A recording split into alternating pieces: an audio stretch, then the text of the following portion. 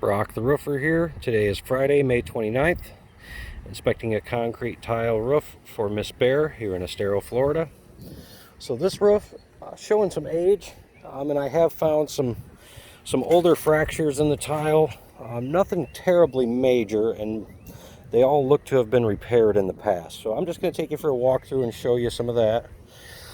So here's one right away where you can see, it had a crack and somebody had used some sort of caulking to put them back together.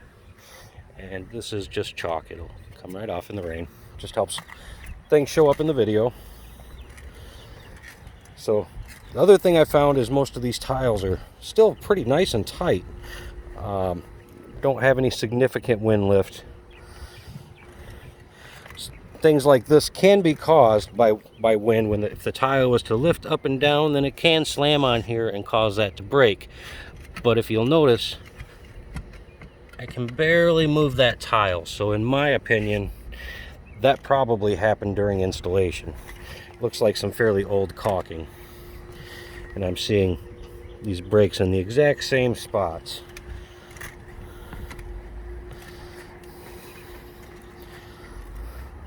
So I do see that there has been a repair done to the ridge cap up here.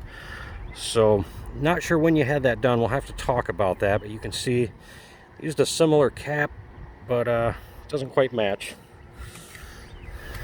You can see where the newer mortar was installed there. So we're going to step over to the other side. There is a couple more significant breaks here. Again, I believe they were older, just by the coloration of the caulking, and it's still together there. Again, for this particular one, I don't think it was caused by the wind. Cannot move the tiles around it. There's one more here. I'm not going to pick up that tile because I don't want to separate the crack, but the ones right around it you can see are still nice and tight.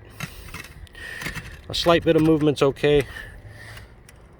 Tile Roofing Institute states you should not be able to pick up the nose of the tile any more than 2 inches with any less than 35 pounds of pressure.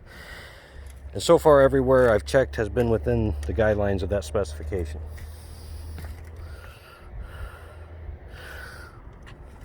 So this roof definitely does have some age and some wear.